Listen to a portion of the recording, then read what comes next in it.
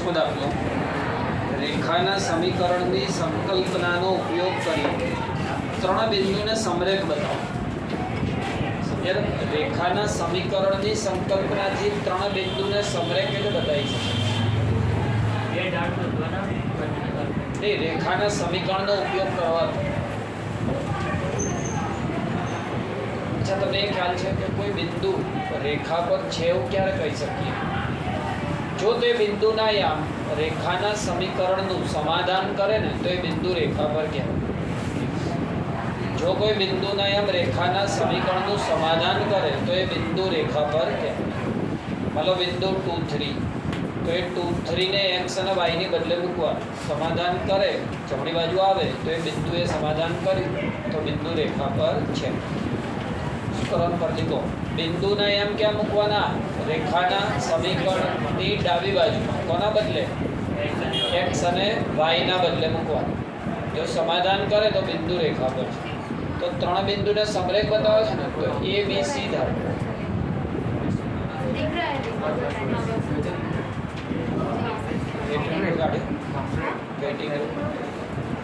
ભાઈ સાંભળો, ત્રણ બિંદુને આપણે ધારી લઈએ a b c. પછી એક કામ કરો, રેખા AB નું સમીકરણ શોધો.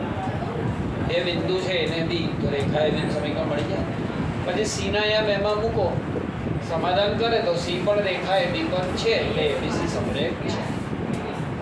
પછી જાઓ, રેખાના સમીકરણ વડે ત્રણ બિંદુને સમરેખ બતાવે તો શું કરવાનું? પહેલા રેખા AB નું સમીકરણ શોધવાનું. પહેલા શું કરવાનું બોલો? રેખા AB નું સમીકરણ શોધવાનું. રેખા AB નું સમીકરણ શોધ્યું પછી ત્રીજું બિંદુ એમાં મૂકવાનું. સમાધાન કરે તો એ પણ આ રેખા પર, એટલે ત્રણેય સમરેખ છે. જોઈએ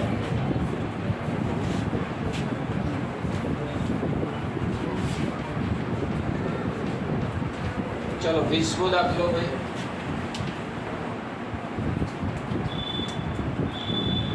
પહેલું બિંદુ એ છે, બોલો એના યામ શું છે? 3 0 b minus 1 ને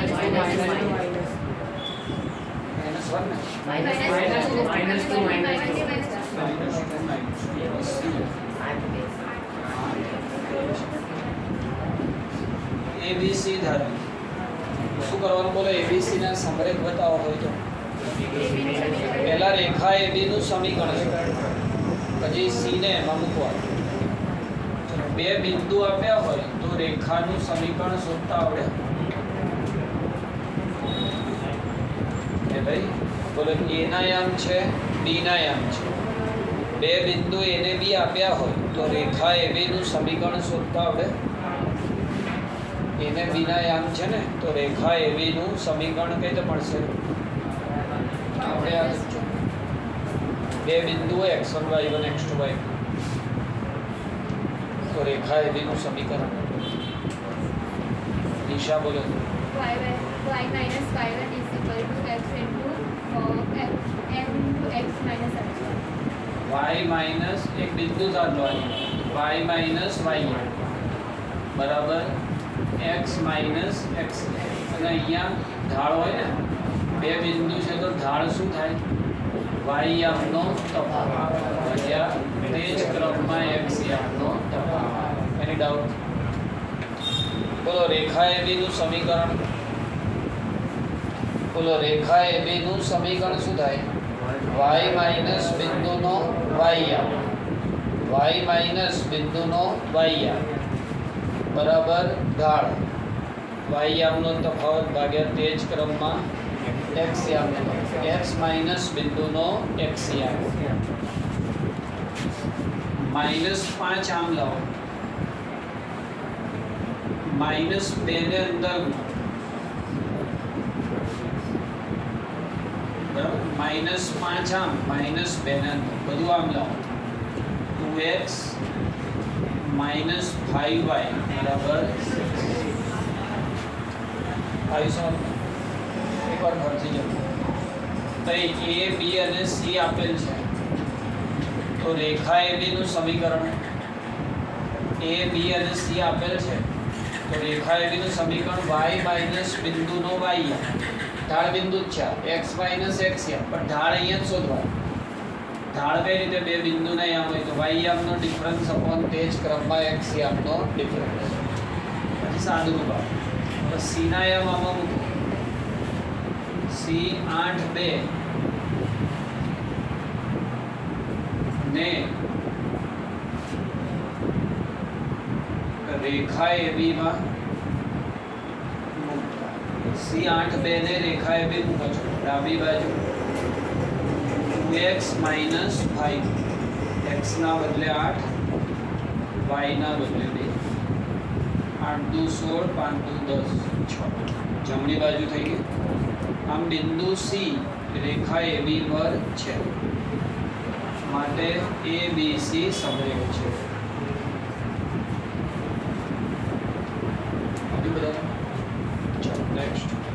ખબર પડી દાદા શું કરવાનું? રેખાના સમીકરણની મદદથી ત્રણ બિંદુને સમરેખ બતાવે તો શું કરવાનું? ત્રણમાંથી બે બિંદુ લેવાના, એમાંથી પસાર થતી રેખાનું સમીકરણ શોધવાનું. પછી એમાં ત્રીજું બિંદુ, ત્રણમાંથી બે બિંદુ લેવાના, એમાંથી પસાર થતી રેખાનું સમીકરણ. પછી એમાં ત્રીજું બિંદુ મૂકવાનું. સમાધાન કરે તો સમરેખ છે. અને બાકી કશું ના કીધું હોય તો આ સમરેખ કેવી રીતે બતાવવાનું? આપણે આ ચોકર ત્રણ બિંદુને સમરેખ કેવી રીતે બતાવવાનું? કંઈ ના કીધું હોય તો કોઈ રીત નહીં કીધી તો AB નો ઢાળ બરાબર BC નો ઢાળ.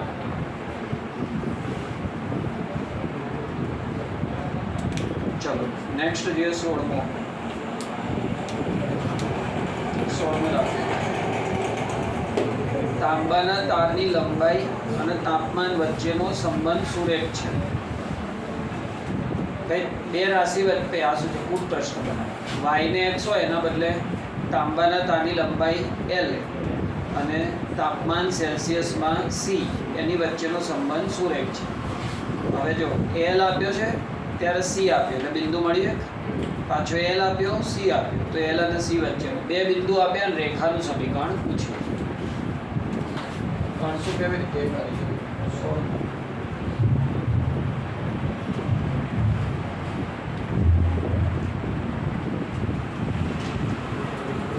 તાંબાના તારની લંબાઈ L,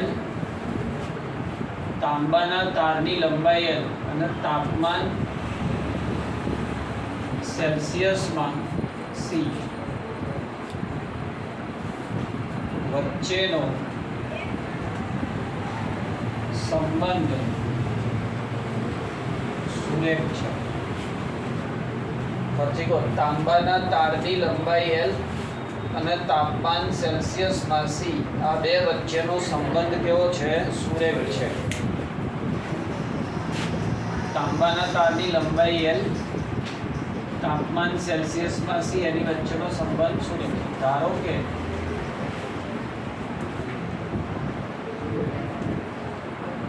લંબાઈ L ને બિંદુનો x યામ, લંબાઈ L ને બિંદુનો x યામ અને તાપમાન C ને બિંદુનો y યામ લેવામાં આવે તો રેખા પરના બે બિંદુ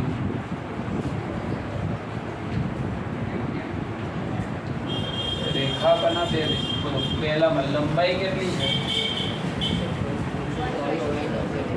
124.942 અને તાપમાન 20 અને B લંબાઈ 125.134 અને તાપમાન 110. તો રેખા AB નું સમીકરણ, રેખા AB નું સમીકરણ લંબાઈ L એટલે x યામ, x ના બદલે L લખવાનું, y ના બદલે C લખવાનું. x ના બદલે L લખવાનું, y ના બદલે C. બોલો બે બિંદુ આપ્યો હોય તો રેખાનું સમીકરણ y minus 5 m એટલે y2 minus y1 upon x2 minus x1 બરાબર. તમે આવી રીતે યાદ રાખો, બે બિંદુ હોય તો y માં એક ઢાળ બિંદુ જ લખવાનું અને એમના બદલે ઢાળ શોધવા. પણ y ના બદલે આપણે શું કહેવાનું? c. y માઇનસ બિંદુનો y, x માઇનસ બિંદુનો x. એની ડાઉટ શું લખાય? y માઇનસ બિંદુનો y, x માઇનસ બિંદુનો x. અને અહીંયા y આમનો તફાવત 110 માઇનસ 125.134 માઇનસ 124.942. c minus 20. આ કેટલા થઈ જશે? 90. આ બાદબાકી કરો 0.192. L minus 124.942. આના આમ લાઈન 0.192 20 ગુણ્યા 0.192 90 ને અંદર લઈ જાઓ 90 L 90 ગુણ્યા 124.942 બધું સામે લઈ જાઓ 90 L 0.192 C. આ સામે જાય તો પ્લસ થશે બરાબર. સમજ્યા ને? બધું સામે લઈ જાઉં છું. હે 3.84 ના ગુણાકાર. અરે સ્મિત 24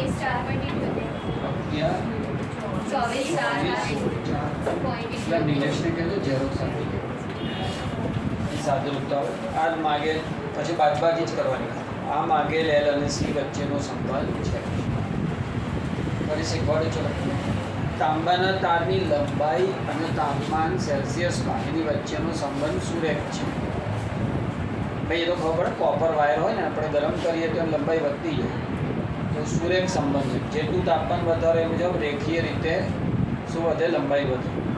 તો આપણે લંબાઈને શું કરી દઈએ? બિંદુનો x અને તાપમાનને શું કરી દઈએ? બિંદુનો y એટલું ધારી લઈએ. તો રેખા ઉપર બે બિંદુ આપ્યા હતા, લંબાઈ તાપમાન, લંબાઈ તાપમાન. તો રેખા એબીનું સમીકરણ શું થાય? રેખા એબીનું સમીકરણ y માઇનસ બિંદુનો y, x માઇનસ બિંદુનો x. અહીંયા y યામનો તફાવત ભાગ્યા તે જ ક્રમમાં x યામનો તફાવત. ખબર પડી? બોલો આ 90 થશે, આ 0.192 થશે. 0.192 આમ આવે, 90 અંદર જાય. સાદું કામ. હવે આમાં ફાયદો શું? હજી એક્સ્ટ્રા પ્રશ્ન પૂછે તો પછી એક 150 તાપમાને લંબાઈ શોધો તો મળી જાય. સીના બદલે શું લખવાનું? 150 અને L શોધી કાઢવાનું. વળી કોઈ પણ તાપમાને લંબાઈ મળે, કોઈ પણ લંબાઈ માટે તાપમાન લખો. પછીનો દાખલો જોઈએ. 17મો. એક દૂધ વેચાણ કેન્દ્રનો માલિક પ્રત્યેક અઠવાડિયે 980 લીટર દૂધ 14 રૂપિયાના ભાવે વેચે. પછી 1220 લીટર દૂધ 16 રૂપિયાના ભાવે વેચે છે. હવે દૂધની વેચાણ કિંમત અને માંગ વચ્ચેનો સંબંધ શું? એટલે સમજ્યા તમે કે પહેલું વીક હતું ને તો માંગ કેટલી હતી? 980 લીટર અને કિંમત કેટલી હતી? 14. પછી બીજામાં એટલે અમે એટલે ના આવે બધાને આમ તો કહી દેવાય કે જોડાઈ ગયા. હા જો ભાઈ પહેલા અઠવાડિયામાં માંગ કેટલી હતી? 980 લીટર અને કિંમત કેટલી? 14 લીટર. પછી બીજામાં 1220 લીટર માંગ અને કિંમત કેટલી? 16. દૂધની વેચાણ કિંમત અને માંગ વચ્ચેનો સંબંધ સુરેખ છે. સેમ દાખલો થાય. બોલો વેચાણ કિંમત, માંગને શું કહેશો? x. તો વેચાણ કિંમત y. એ તમારી ઈચ્છા જે ધારવું એ થાય. તો બે બિંદુ આપ્યા છે રેખા પર, બે બિંદુ આપ્યા છે ને રેખા ઉપર, એટલે રેખાનું સમીકરણ મળી ગયું. પછી આપણે તો એક્સ્ટ્રા પ્રશ્ન પૂછ્યો તો પ્રત્યેક અઠવાડિયે 17 લીટરના ભાવે કેટલી માંગ હશે, કેટલું દૂધ વેચાય? સમજાય? જો ભાવ 17 હોય તો માંગ કેટલી? પહેલા શું કરવાનું, બે બિંદુ આપ્યા છે ને એનાથી રેખાનું સમીકરણ શોધી દેવાનું. ખબર પડી? પછી ભાવ મૂકી દેવાનો 17 એટલે માંગ મળી જશે.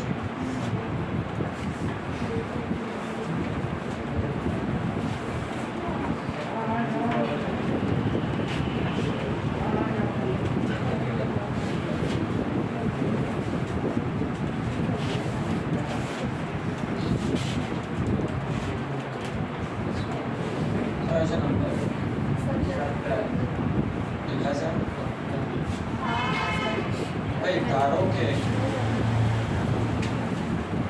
પ્રત્યેક અઠવાડિયે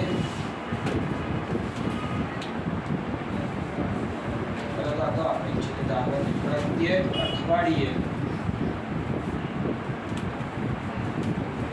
દૂધની માંગ અને વેચાણ કિંમત વચ્ચેનો સંબંધ સુરેખ છે. દરેક અઠવાડિયે દૂધની માંગ અને વેચાણ કિંમત એ વચ્ચેનો સંબંધ કેવો છે? સુરેખ છે. ધારો કે પ્રત્યેક અઠવાડિયે દૂધની માંગ એ બિંદુનો x છે અને વેચાણ કિંમત એ બિંદુનો y છે. હવે x ને y વચ્ચેનો સંબંધ સુરેખ છે. આ રેખા પરના બે બિંદુ,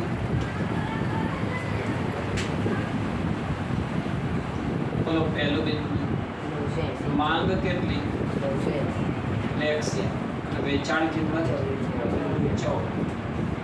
બી માંગ 1220, વેચાણ કિંમત. તો રેખા AB નું સમીકરણ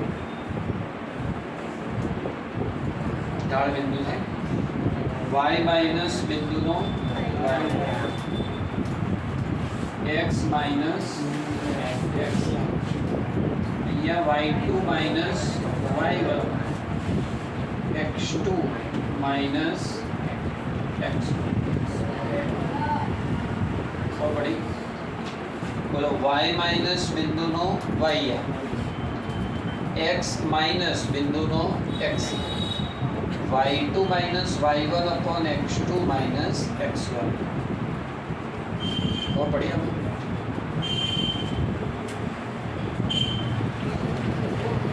આ થશે y માઈનસ 14, આ 2, આ 240, x માઈનસ 9, આ 1220 થશે.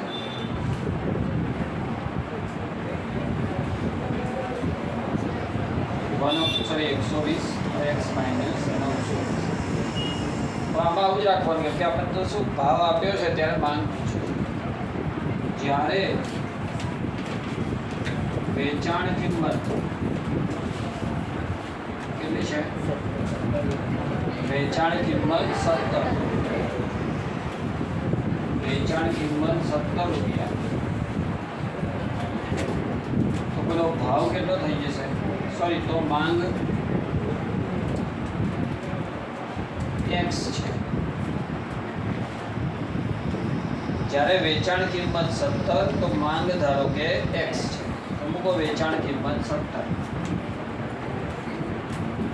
120 ને આમ લઈ બોલે x મળી જશે ને. x એ માંગ મોડે કરતી 3 36 360 વત્તા 980, 360 980 થાય 1340. કોઈ પણ વસ્તુની જેમ માંગ વધતી જાય એનો ભાવ વધતો. કોઈ પણ વસ્તુ છે એની માંગ વધતી ગઈ એમ શું થયું ભાવ વધતો ગયો. બરાબર? પૈસાની માંગ માંગીએ ત્યાં તો માંગો માંગીએ ને ખાઈએ તો. હા રૂપિયાની ને લીટર નહીં તો જીવન બંધ હતું. તો ખાલી વિરાટ કોહલીને જ પોસાય. ચાલો આગળ વધીએ. કઈ બાકી જો ઉદાહરણ 12 છે ને આવું છે તમે કરજો. ઉદાહરણ 12 વાંચો રકમ. ફેરનહીટ તાપમાન F ને નિરપેક્ષ તાપમાન K વચ્ચેનો સંબંધ સુરેખ છે. બે બિંદુ આપ્યા છે જો ફેરનહીટ ત્યારે કેલ્વિન, ફેરનહીટ ત્યારે કેલ્વિન. તો સંબંધ મળી જાય. બધું ધારવાના છે. ફેરનહીટ એટલે x યામ ને કેલ્વિન એટલે y યામ. બે બિંદુ પછી સમીકરણ મળે. સમીકરણ મળે પછી જ્યારે કેલ્વિન આટલો ત્યારે ફેરનહીટ શોધો. તો સંબંધ મળે એમાં મૂકી દેવું જીરો. જો એક નવું સૂત્ર જોઈએ રેખા.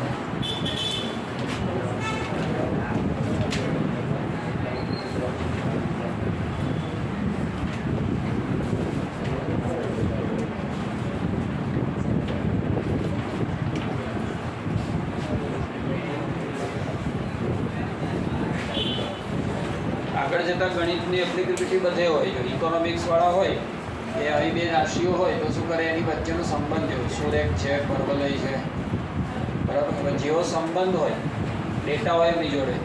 ડેટા કઈ રીતે મળે? માર્કેટમાં સર્વે કરીને ડેટા મળ્યા હોય પછી શું કરે એનું ઇક્વેશન બનાવે. ગ્રાફ દોરે એટલે ખબર પડે પરવલય છે. પરવલયનું સમીકરણ આવે, વર્તુળનું સમીકરણ, ઉપવલયનું સમીકરણ આવે. સમીકરણ પરથી ફાયદો શું થાય કે હવે એક્સ્ટ્રાપોલેટ કરી શકે કે જ્યારે માંગ આટલી ત્યારે કિંમત આટલી થશે. એટલે અત્યારે બરાબર આ દૂધ છે તો એવી વસ્તુ જે ભરી ના શકાય, પણ અમુક વસ્તુ એવી હોય જે ટ્રેડિંગ થતું હોય. બધી વસ્તુઓનું ટ્રેડિંગ જ થાય છે. રોજિંદી જરૂરિયાતની બી અનાજ, કઠોળ બધા. તો એ લોકો જોઈ લે કે આ માંગ છે ને આ છે, માંગ આટલી વધે એમ છે તો એ મુજબ શું કરે કે ભાવ આટલો થઈ જશે તો અત્યારે ખરીદી લો. સમજાય? લાગે કે માંગ ઘટવાવાળી છે તો અત્યારે તું વેચી દો. એટલે આ બધું શેર માર્કેટ જ છે. ચણા દાળ હોય એનો બી રોજે રોજ ભાવ બદલાય. સમજાય? બધું કોમોડિટી જ છે ભાઈ. એટલે કેટલાય લોકોને શેર માર્કેટમાં ના ખબર પડે, પણ ખેડૂતને વગેરે અથવા વેપારી હોય તો એ લોકોને એમાં ખબર પડે. ગોલ્ડની માર્કેટ હોય એવી રીતે. પણ કેવું હોય કે અનાજ હોય તો અનાજનું લોકલ માર્કેટ મોટા ભાગે. અનલેસ કે આપણે પાકિસ્તાન જેવા ટમેટા આપીએ છીએ. બાકી અનાજનું લોકલ માર્કેટ હોય. મેટલ ને બધાનું વર્લ્ડ ઓવર માર્કેટ. કે આપણે ત્યાં એલ્યુમિનિયમ બહુ થાય તો આપણે એલ્યુમિનિયમ કેટલાય દેશોને આપતા હોય. એટલે એમાં ઇન્ટરનેશનલ માર્કેટ અઘરું હોય. સમજાયું? આ સાયન્સ ભણેલા હોય એ આ કામ કરતા હોય. સાયન્સ ભણે પછી IIMમાંથી MBA કરે ખબર પડી. એટલે બધું ગણિત બધું માસ્ટર કરી ગયા હોય પછી ઇકોનોમિક્સ બી શીખી લે જાય. બે આવડતું હોય એ પછી આ બધું કામ કરે. કંટાળું ના જોઈએ ને દિમાગ. આપણે તો બે સહેલા દાખલા ત્રીજો અઘરો આવે એટલે કંઈ ખબર નહીં પડતી. પહેલાં તો કેવું હોય કે એક ફેક્ટર જો ધ્યાનમાં ના લીધું હોય એના લીધે એને મોટો લોસ થઈ જાય. જો એક ફેક્ટર ધ્યાનમાં ના લીધું હોય તો, અને એક સાથે 1000 ફેક્ટર ઇફેક્ટ કરતા હોય તો એ બધા એના દિમાગમાં એક સાથે ચાલતા હોય. અને તો એ કંટાળાનું તો નામ જ ના હોય. કેમ કે 6-7 વર્ષની ટ્રેનિંગ જ એવી કરી હોય. આવે સમજ? જો નવું સૂત્ર આપું તમને. ભાઈ આ રેખા છે.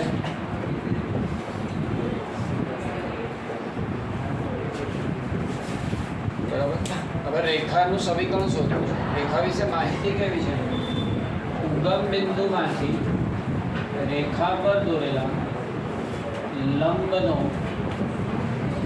ઉગમ બિંદુમાંથી રેખા પર દોરેલા લંબની લંબાઈ p છે. બોલો p શું છે? p શું છે ગોખવાનું. ઉગમ બિંદુમાંથી રેખા પર દોરેલા લંબની પરથી તો p શું છે? ઉગમ બિંદુમાંથી રેખા પર દોરેલા લંબની લંબાઈ આલ્ફા ઓમેગા ઓમેગા ઓમેગા શું છે? આ લંબ વડે ધન એક્ષક સાથે બનતો લંબ વડે ધન એક્ષક સાથે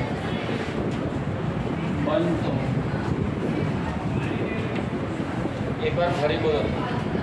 ઉગમ બિંદુમાંથી રેખા પર દોરેલા લંબની લંબાઈ પી છે.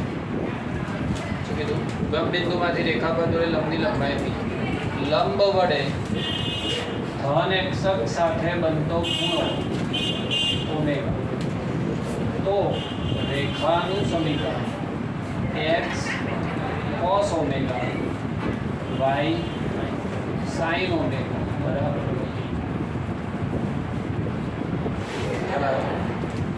આ રેખાનું છેલ્લું ઇક્વેશન અત્યાર સુધી આપણે કયા જોયા? ઢાળ y અંતઃખંડ, ઢાળ x અંતઃખંડ, બંને અંતઃખંડ, ઢાળ બિંદુ બરાબર. ઢાળ બિંદુ આપણે જોયા અત્યાર સુધી. આવા 9 અને 2 બિંદુ સોરી 2 બિંદુ આ 9 હોય. પણ આ ઈઝી કેમ છે? જો આનું સૂત્ર મોડે થાય તો એનું ઓળખવું ઈઝી છે, કેમ કે માહિતી કેવી હોય? ઉગમ બિંદુમાંથી રેખા પર દોરેલા લંબની લંબાઈ પી. ઉગમ બિંદુમાંથી રેખા પર દોરેલા લંબની લંબાઈ પી અને લંબ વડે ધન એક્ષક સાથે બનતો ખૂણો ઓમેગા. તો બોલો રેખાનું સમીકરણ x cos omega plus y sin omega બરાબર p. બોલો ખબર પડશે?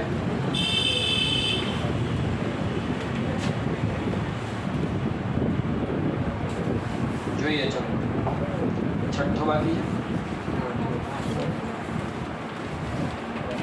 છઠ્ઠો બી બાકી જશે. 10.2 નો છઠ્ઠો.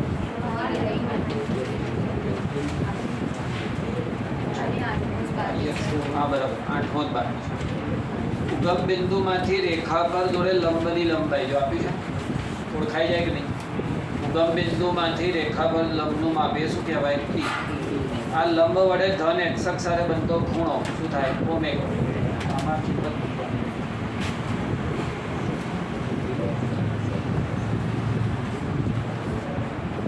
ઉગમ બિંદુથી રેખા પર દોરેલા લંબનું માપ. બોલો ઉગમ બિંદુથી રેખા પર દોરેલા લંબનું માપ p કેટલું છે? 5. ઉગમ બિંદુથી રેખા પર દોરેલા લંબનું માપ 5 એકમ. પછી આ લંબ રેખાખંડ વડે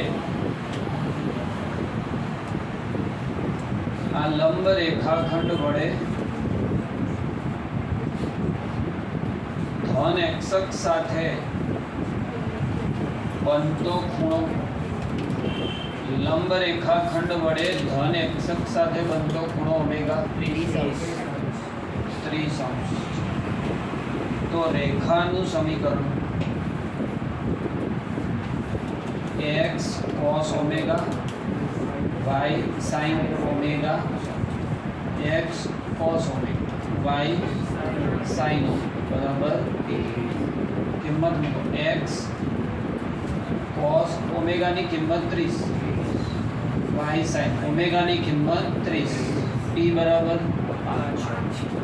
તો cos 30 √3/2 sin 30 બગડો સાંભળો. એક ઉદાહરણ હશે આવું જાતે આવી હશે 11 પણ એમાં 15 ડિગ્રી છે. 15 ડિગ્રીની કિંમત પાછી આવવી જોઈએ ને લખું sin 15 ડિગ્રી આપણે આપી દીધું 5/12 આપી દીધું 15 ડિગ્રી sin 15 ડિગ્રી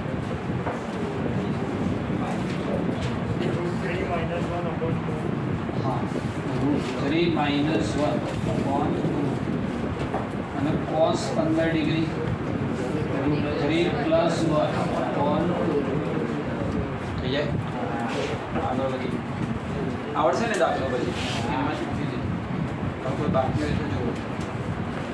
બંને પાછળ हाँ 6.7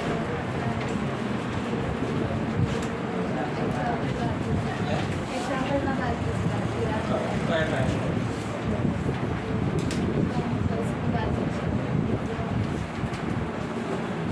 ઉદાહરણ જોઈ લઈએ. 6 થી બાકી છે 6 થી और 6 થી 10 બાકી ચલો છઠ્ઠો જો બધા આગળ આવી ગયેલા છે.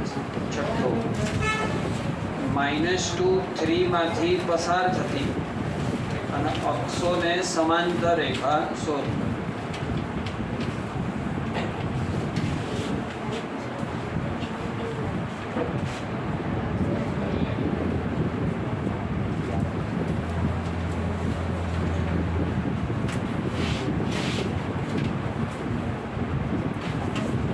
આ સૂત્ર 5 વાર લખ્યું છે મોઢે કરના.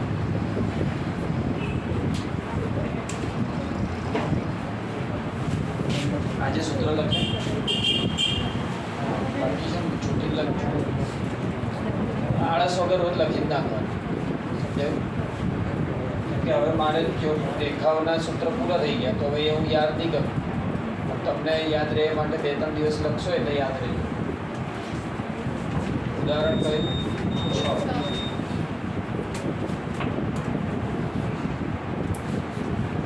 ઉદાહરણ 6 શું કહે છે? જો -2 3 માંથી પસાર થતી અક્ષોને સમાંતર. -2 3 માંથી પસાર થતી x અક્ષને સમાંતર. -2 3 માંથી પસાર થતી અને કોને સમાંતર? x અક્ષ. -2 3 માંથી પસાર થતી x અક્ષને સમાંતર રેખા પરના તમામ બિંદુના, બોલે x અક્ષને સમાંતર તો કયા આમ સમાંતર? તમામ બિંદુઓના y યામ સમાન અને કેટલા હોય? 3. આ બિંદુમાંથી પસાર થતી અને x અક્ષને સમાંતર રેખા પરના તમામ બિંદુઓના y યામ કેટલા હશે? 3. માટે આ રેખાનું સમીકરણ y બરાબર, આ તો લખવાનું એટલે બાકી MCQ હોય ને તો સીધું ગોખવાનું. -2 3 માંથી પસાર થતી x અક્ષને સમાંતર રેખાનું સમીકરણ y બરાબર બિંદુનો y યામ 3 છે. બોલો x અક્ષને સમાંતર રેખા y બરાબર આપેલ બિંદુનો y અને y અક્ષને સમાંતર રેખા x બરાબર આપેલ બિંદુનો x. લખો ચોપડીમાં MCQ માટે લખી રાખો.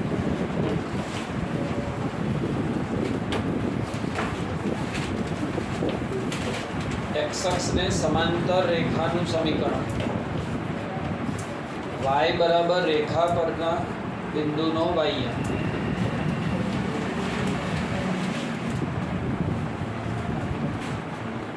x અક્ષને સમાંતર રેખાનું સમીકરણ y બરાબર રેખા પરના બિંદુનો y યામ.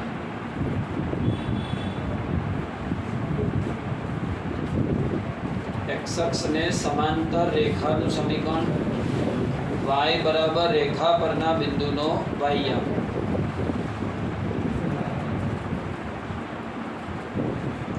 અને y અક્ષને સમાંતર રેખાનું સમીકરણ x લખો y અક્ષને સમાંતર રેખાનું સમીકરણ x બરાબર રેખા પરના બિંદુનો x. નેક્સ્ટ આમાં x કઈ આવડી જશે? y અક્ષને સમાંતર હોય તો આવડી જશે. લખાણ -2 3 માંથી પસાર થતી y અક્ષને સમાંતર રેખા પરના તમામ બિંદુના x યામ સમાન -2 હોય એટલે આ રેખાનું સમીકરણ x બરાબર -2. 7મો બોલો બિંદુનો ઢાળ આપ્યો હોય એટલે રેખાનું સમીકરણ આવડે જાતે. ઢાળ બિંદુ આવડે જ બધા?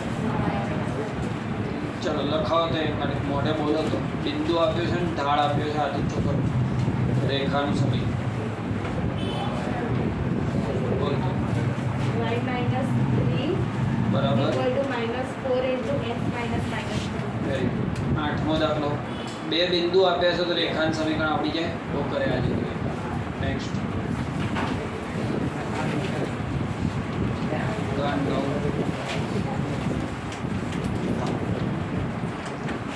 ભાઈ થીટા જોક વાળી, જોક એટલે ઝુકાવ એટલે ખૂણો, ઢાળ વાળો ખૂણો. થીટા જોક વાળી રેખા માટે tan થીટા આપ્યું છે હાફ. બોલે એ શું થાય? રેખાનો ઢાળ. tan ઢાળ આપ્યું, y અંતઃખંડ આપ્યું. બોલો રેખાનું સમીકરણ મળશે.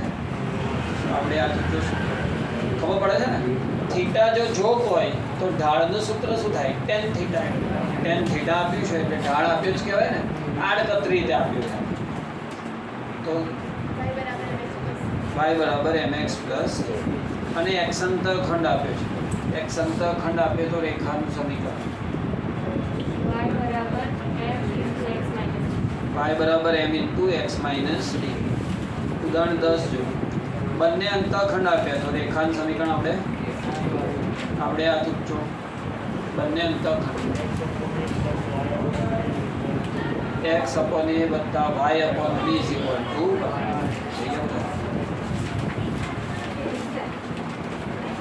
ચલો 12મું થઈ ગયું, 11મું થઈ ગયું.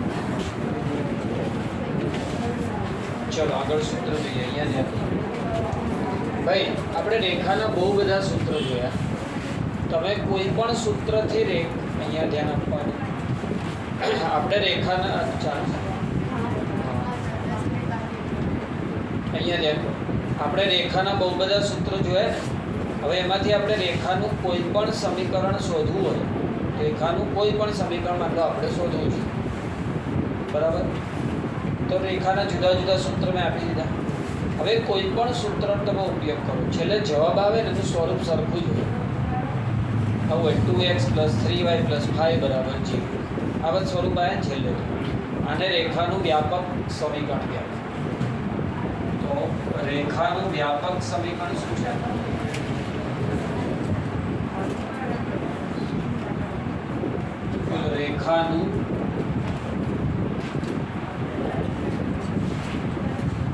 રેખાનું વ્યાપક સમીકરણ. તો રેખાનું વ્યાપક સમીકરણ થાય ax + by + c બરાબર 0. બોલો રેખાનું વ્યાપક સમીકરણ શું થાય? ax + by + c બરાબર 0. યાદ રહે? બોલો રેખાનું વ્યાપક સમીકરણ ax + by + c બરાબર 0. યાદ રહે? આમાં એને બી એક સાથે 0 ના હોય.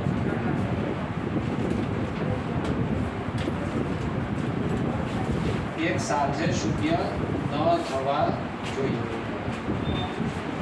આમાં એને બી એક સાથે 0 ના થવા જોઈએ. અને ગણિતની ભાષામાં લખવું હોય તો આવું લખાય a² + b² નોટ ઇક્વલ. આનો અર્થ શું થાય? એને બી એક સાથે શૂન્ય નથી. અને જો આ ઇક્વલ ટુ 0 હોય ને તો એનો અર્થ એને બી બંને 0 છે એક સાથે. યાદ રાખજો. તો જો રેખાનું સમીકરણ રેખા આપશે ને તો આવા જ સ્વરૂપે આપશે. એટલે આને વ્યાપક સમીકરણ. તમને દાખલામાં રેખા આપી હશે તો આ જ સ્વરૂપે આપશે. હવે રેખાનું સમીકરણ આપીએ એનાથી એનો ઢાળ કઈ રીતે? તો -x નો સહગુણક upon y નો સહગુણક. જો રેખાનું સમીકરણ આપ્યું હોય, રેખાનું સમીકરણ, તો એનાથી ઢાળ શું મળે? -x નો સહગુણક upon y નો સહગુણક. ઢાળ આવી x અંતઃખંડ કેવી રીતે મળશે? બોલો રેખાનો x અંતઃખંડ -c/a. y અંતઃખંડ કેવી રીતે? -c/b. ચલો ફરીથી બોલો રેખાનો ઢાળ -a/b. બોલો રેખાનો ઢાળ શું થશે? -a/b. x અંતઃખંડ -c/a અને y અંતઃખંડ -c/b. ડાઉટ કે ખબર પડી? જો રેખાનું વ્યાપક સમીકરણ ax + by + c બરાબર 0, રેખાનું વ્યાપક સમીકરણ ax + by + c બરાબર 0, એને બી એક સાથે શૂન્ય ના હોય, a² + b² not equal to 0, તો ઢાળ શું થાય? -x નો સહગુણક અપોન y નો સહગુણક, x અંતઃખંડ -c/d, y અંતઃખંડ -c/d. ખબર પડી? ના ખબર પડી? બરાબર. અહીંયા શું યાદ રાખશો? -a/b, અહીંયા -c/a -c/d. ચલો બીજું સમજો. આ ત્રણ સૂત્ર છે. રેખા ax, હા WhatsApp માંથી ચાર આપણે કોઈ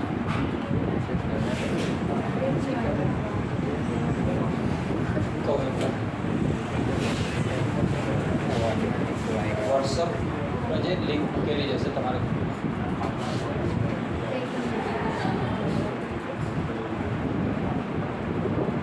પોસ્ટ કરી દેજો. જો રેખા ax + by + c બરાબર 0 નું કઈ રેખાનું ઉગમ બિંદુથી લંબ અંતર, આ રેખા ax + by + c બરાબર 0, એનું ઉગમ બિંદુથી લંબ અંતર શું થાય? p બરાબર મોડ અચળ પદ અપોન e√a² + b². આ રેખાનું ઉગમ બિંદુથી લંબ અંતર શું થાય? p બરાબર મોડ અચળ પદ અપોન e√a² + b². અને આ જ રેખાનું કોઈ ઉગમ બિંદુ નહીં, કોઈ બીજા બિંદુ px1 y1 થી લંબ અંતર, આ રેખાનું ઉગમ બિંદુથી નહીં પણ કોઈ બીજા બિંદુ px1 y1 થી લંબ અંતર, તો બિંદુના ભાઈ એમાં શું હોય? બિંદુના યામ રેખાની ડાબી બાજુ, માનો આ રેખાનું કોઈ બિંદુથી લંબ અંતર શોધવું, આ રેખાનું કોઈ બિંદુ p23 થી લંબ અંતર શોધવું, તો 23 ના યામ આમાં મૂકો, રેખાની ડાબી બાજુ, x ના બદલે x યામ, y ના બદલે y અપોન e√a² + ડાઉટ હોય તો બોલો. બિંદુ px1 y1 છે, તો બિંદુ px1 y1 નું રેખાથી લંબ અંતર મોડ બિંદુના યામ રેખાની ડાબી બાજુ. હવે એવું યાદ રાખો, માનાંકમાં બિંદુના યામ રેખાની ડાબી બાજુ અપોન e√a² + હા, રેખાના સમીકરણમાં બધું એક બાજુ લાવી દો, પછી બિંદુને એમ રેખા મૂકો, સામે 0 આવવું જોઈએ. બે સમાંતર રેખાઓ વચ્ચેનું લંબ અંતર, બે સમાંતર રેખાઓ ax + by + c1 બરાબર, બીજી રેખા ax + by + c2 બરાબર. હવે આમાં શું ધ્યાન રાખવાનું? જો ચલ વાળો ભાગ સરખો ના હોય તો લાવવાનો, ચલ વાળા પદો સમાન ના હોય તો એને લાવવાનું. સમાંતર રેખાઓ તમારે યાદ શું રાખશો? બોલો, ચલ x અને y ના પદો સમાન હોવા જોઈએ. ચલ x અને y ના પદો કેવા હોવા જોઈએ?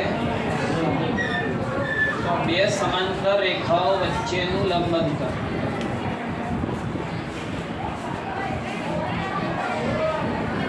એનું સૂત્ર છે p બરાબર મોડ અચળ પદોનો તફાવત અપોન e√a² +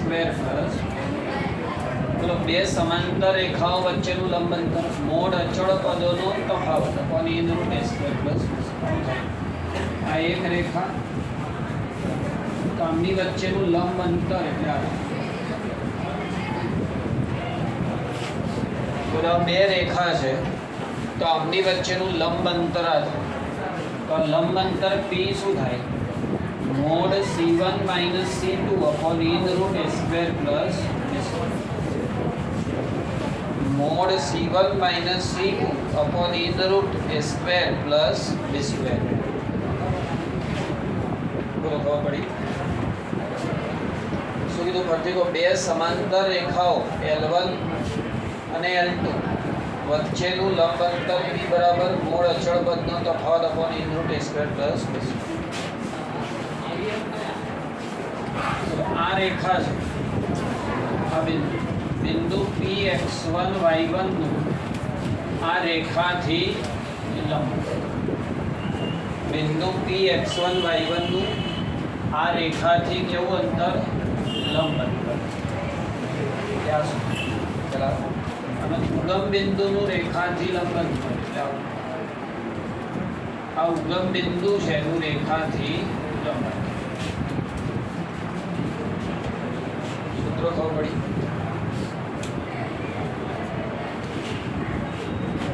તો 10.3 છે આખું આને લખતું છે। 10.3 નો પહેલો દાખલો જોઈએ। બધું શોધવાનું, રેખાનો ઢાળ, એક્સ અંતરખંડ, વાય અંતરખંડ બધું।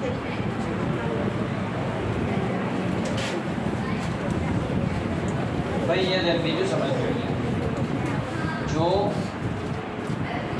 જો રેખામાં અચળ પદ શૂન્ય હોય, રેખાની એનો વક્ર માટે છે, કોઈ પણ વક્ર લઈ લો દુનિયાના, જો એમાં અચળ પદ શૂન્ય હોય, અચળ પદ ના હોય તો એ ઉગમ બિંદુમાંથી પસાર થાય। જો રેખામાં અચળ પદ 0 તો રેખા ત્યાંથી ઉગમ બિંદુમાંથી પસાર। જો રેખાનું અચળ પદ 0 તો રેખા ઉગમ બિંદુમાંથી પસાર થાય, અને જો રેખા ઉગમ બિંદુમાંથી પસાર થાય તો તેના બંને અંતઃખંડ 0, બંને અંતઃખંડ 0। ખ્યાલ આવે? પણ આપણે તો શોધીએ 10.1 છે એનો પહેલો 10.3 બતાવો રેખાનું સમીકરણ શું છે? x + 7y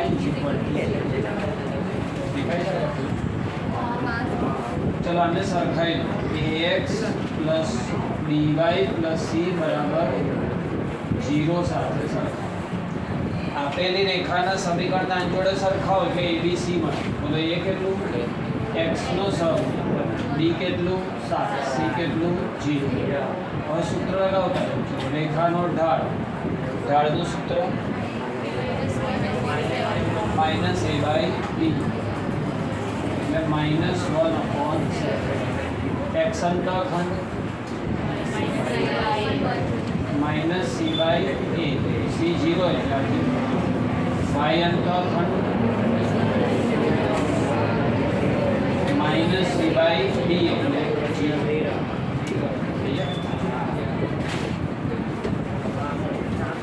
ત્રીજો જાતે કરજો, ત્રીજો શીખવાનું।